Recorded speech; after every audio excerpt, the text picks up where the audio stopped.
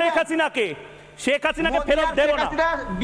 শেখ হাসিনাকে আগে নিজের দেশ নিজের চরকায় আরে আমাদের মেডিকেল ভিসা আমরা নিচ্ছি, মেডিকেল ভিসা নিচ্ছি, এতে চিপে আমরা হচ্ছে ট্রিটমেন্ট পাচ্ছি, আর আপনারা আমাদের কারণে বৈদেশিক মুদ্রা অর্জন করছেন। আরে কৃতজ্ঞ আপনার দেশের মিছিল আপনি থাকুন ভালো করে, টয়লেটে একটা বালিশ নিয়ে নিন, একটা কোল বালিশ। গাজওয়াতুল হিন্দের যে এই দুঃস্বপ্ন, সেটা গাজওয়াতুল হিন্দ একটা ভবিষ্যৎবাণী।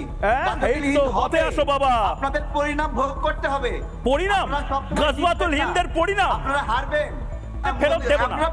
আরে আমি বলছি তো শেখ হাসিনাকে ফেরত দেব না, যা ইচ্ছা করে।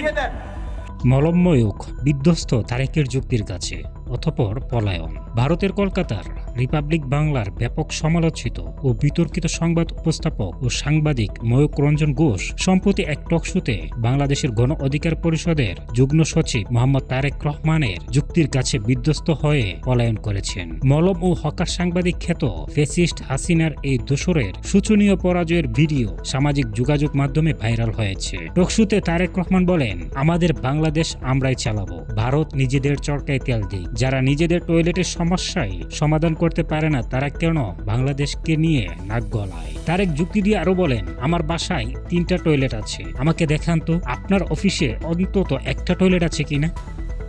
আমার বাসায় টয়লেট আছে 3টা, কি 3টা? অফিসে একটা বেশি টয়লেট নেই, আপনি দেখেন এখন এই ভিডিওতে আমার অফিসে এখানে 2টা আছে টয়লেট। এমন সব যুক্তির কাছে ধরাশায়ী হয়ে পলায়ন করেন ওই মলম সাংবাদিক। ভাইরাল একটি ভিডিওতে দেখা যায়, খুনে হাসিনা প্রসঙ্গ আসলে ময়ূক বলেন, শেখ হাসিনাকে দেব না আমরা। জবাবে তারেক বলেন, তাহলে মোদির সাথে শেখ হাসিনাকে বিয়ে দিয়ে দেন। শেখ হাসিনাকে দেব না, শেখ হাসিনাকে দেব না, শেখ হাসিনাকে ফেরত দেব না, শেখ হাসিনাকে ফেরত কি করবেন? শেখ হাসিনাকে ফেরত দেব না। আরে আমি বলছি তো শেখ হাসিনাকে ফেরত দেব না, যা ইচ্ছা করে।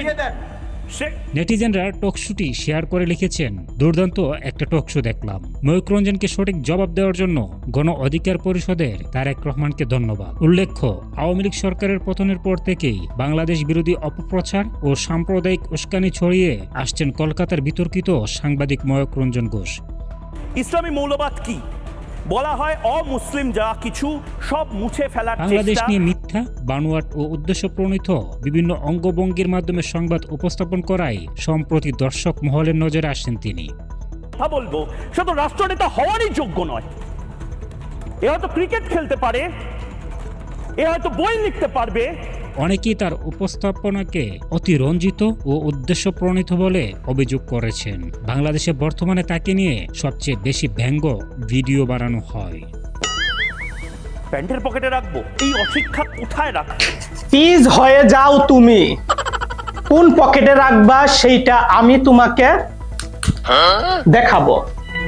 তুমি কোন পকেটে রাখবা সেইটা হচ্ছে